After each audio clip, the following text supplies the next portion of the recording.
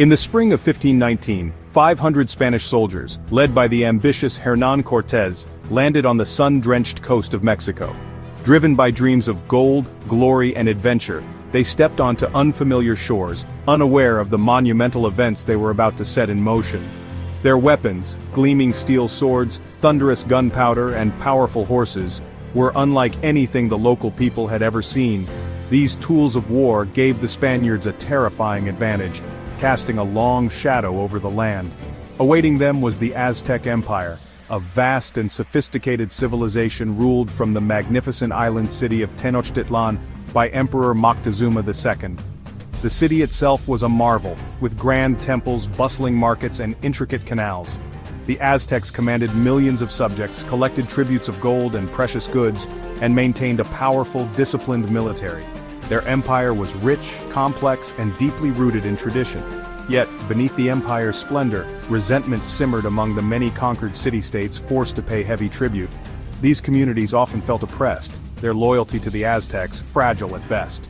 The Spaniards established the settlement of Veracruz and quickly learned of these internal divisions. They realized that the Aztec Empire was not as unified as it appeared. The Aztec Empire was, in reality, a patchwork of city-states, each with its own leaders, customs, and grievances.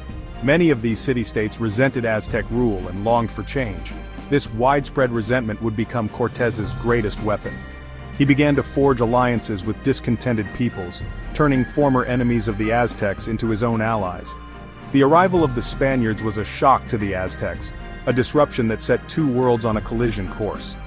For the indigenous people, it was as if strangers from another world had suddenly appeared on their shores. On one side stood a small, determined band of adventurers, armed with advanced weaponry and a relentless drive to conquer. On the other, a sprawling empire with deep faith in its own power, traditions, and gods, a civilization that had never before faced such a threat. The story that followed was not just one of conquest, but of cunning strategy, shifting alliances and the rapid unraveling of a mighty civilization. Every decision, every alliance, would tip the balance of power. The first step into this new world would change history forever, setting off a chain of events that no one could have foreseen. The seeds of the empire's downfall were sown from the moment the Spaniards landed, and the fate of an entire continent began to shift. For the Aztecs, the arrival of the Spaniards was not just a political event, but a deeply spiritual one, woven into ancient prophecies about the feathered serpent god Quetzalcoatl. Many believed that these pale-skinned strangers might be the fulfillment of omens that had haunted the empire for years. Moctezuma II, the emperor, was paralyzed by uncertainty. He hesitated, torn between fear and hope, unsure if these newcomers were gods returning as foretold, or simply men with unknown intentions. Instead of meeting them with force, Moctezuma chose diplomacy. He sent lavish gifts, gold, precious stones, and intricate works of art, hoping to appease the strangers and perhaps turn them away. But the Spaniards saw these treasures not as gestures of peace, but as a tantalizing promise of even greater riches hidden within the empire. Communication was a challenge, but Cortes's interpreters, La Malinche, a brilliant indigenous woman and a Spanish priest, became essential, bridging the vast gulf between two worlds. La Malinche especially provided Cortes with vital intelligence about Aztec politics, rivalries and weaknesses, shaping his every move. Moctezuma's indecision and his council's endless debates gave Cortes precious time to strategize and win allies among the Aztecs' enemies. While the Aztecs debated the newcomers' divine nature, Cortes made a bold, irreversible move. He scuttled his ships, stranding his men and binding them to the conquest, with no hope of retreat. Now, the Spaniards' only path was forward, deeper into the heart of the Aztec Empire, through jungles and mountains, toward the fabled city of Tenochtitlan. Misunderstandings, fear, and prophecy shaped every decision on both sides, setting the stage for a collision of worlds and the coming conflict. The fate of an empire now hung on belief, strategy, and the choices of a few individuals, each move as critical as a piece on a chessboard. The march inland was about to begin, and with it, the destiny of two civilizations would be forever changed. With no way back, Cortes led his men inland, venturing deeper into the heart of an unknown world. Every step took them further from the coast and closer to the powerful Aztec Empire, whose reputation for wealth and might loomed over the expedition. The Spanish navigated a landscape fractured by rival city-states, each with its own ambitions and ancient grudges. The valleys and forests of central Mexico were alive with opportunity and danger. The key to his success was alliance, not just conquest. Cortes understood that force alone would never be enough to topple the Aztecs. The Tlaxcalans, fierce enemies of the Aztecs, first fought the Spaniards in a series of brutal clashes, testing the resolve of both sides. But after witnessing the Spaniards' strange weapons and tactics, the Tlaxcalans saw a chance to shift the balance of power and joined them as allies. This alliance transformed Cortes's small force into a formidable army, blending European technology with indigenous knowledge of the land. Tlaxcalan warriors and resources gave the Spaniards the strength to challenge the Aztec Empire, supplying food, intelligence, and thousands of fighters. Before reaching Tenochtitlan, the combined forces made a brutal example of Cholula, massacring thousands after uncovering a plot against them. The city's destruction was swift and merciless. The massacre sent shockwaves through the region, spreading fear and demonstrating the ruthlessness of the new alliance. Word of the violence traveled quickly, unsettling friend and foe alike. Cortes was now at the head of a massive indigenous rebellion, with the Spanish as its elite core, and the fate of empires hanging in the balance. Without the Tlaxcalans, the Spanish would have been lost in a hostile land, outnumbered and isolated. The march to Tenochtitlan was now unstoppable, driven by ambition, desperation, and the hope of victory. The fate of the empire would be decided in its capital, where the greatest city of the Americas awaited their arrival. The stage was set for a confrontation that would change the world forever as two civilizations prepared to collide. In November 1519, Cortes and his army entered Tenochtitlan, a city of breathtaking beauty and scale. Moctezuma greeted Cortes with gifts and hospitality, housing the Spaniards in a royal palace.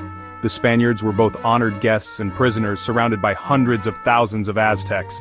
Tension simmered beneath the surface. Cortes, sensing danger, made a daring move. He took Moctezuma hostage, turning the emperor into a puppet.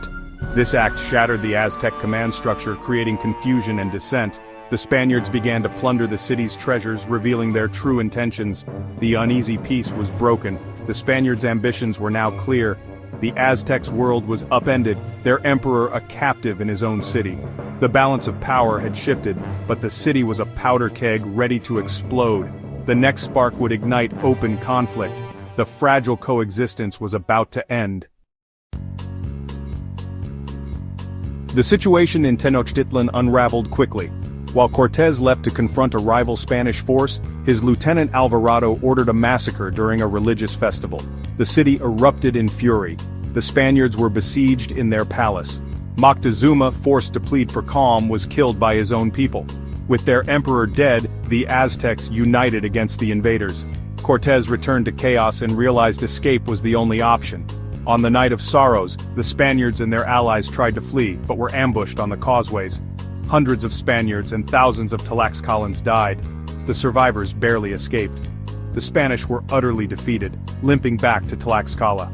For a moment, it seemed the Aztec Empire had triumphed. But a new, invisible enemy was already at work. As the Spaniards regrouped, smallpox swept through Tenochtitlan. The disease brought by the Europeans devastated the Aztecs, killing nearly half the population in a year. Leaders, warriors, and civilians died in droves. The new emperor, Cuitlahuac, was among the victims. The epidemic shattered Aztec society, crippling its ability to fight or even feed itself. The Spaniards, mostly immune, recovered and prepared for another assault. Smallpox did what swords could not, breaking the spirit and structure of the empire. The balance of power shifted dramatically. The Aztecs, weakened and grieving, faced a renewed Spanish threat. The final siege was now inevitable. Disease had cleared the path for conquest.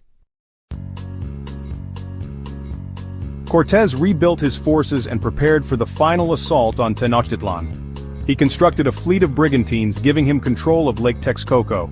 The siege began in May 1521. The city was cut off from food and water.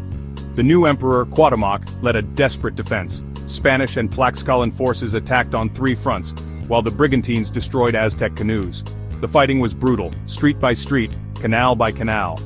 The Aztecs fought with courage, but the Spanish firepower and numbers were overwhelming. Cortes ordered the systematic destruction of the city, filling canals with rubble. The city's wonders were reduced to ruins. Starvation, disease, and relentless assault wore down the defenders. The end was near. The great city was on the brink of collapse. After 80 days of siege, Tenochtitlan was starving, diseased, and in ruins. The defenders, led by Cuauhtémoc, refused to surrender, fighting for every street. Cortes's forces advanced relentlessly, destroying everything in their path. By August, the last Aztec stronghold was cornered. On August 13, 1521, the city fell. Cuauhtémoc was captured trying to escape. The fall marked the end of the Aztec Empire. The aftermath was brutal: revenge, plunder, and destruction. Spanish allies, especially the Tlaxcalans, took vengeance on the survivors. The Spaniards tortured nobles for gold, while the city lay in ruins. The collapse was total, a civilization erased in a matter of months. The once great capital was now a wasteland. The conquest was complete. The world had changed forever. On the ruins of Tenochtitlan, a new era began. The fall of the Aztec Empire in just 2 years reshaped the world. Spanish technology, alliances with indigenous peoples, and the devastation of smallpox all played crucial roles. Cortes exploited internal divisions, turning resentment into rebellion. Disease crippled the empire from within, making conquest possible. On the ruins of Tenochtitlan, the Spaniards built Mexico City, launching centuries of European rule. The Columbian Exchange began, transforming both hemispheres. The story of the conquest is one of technology, strategy, disease, and belief. It shows how internal weakness can be as deadly as any external threat.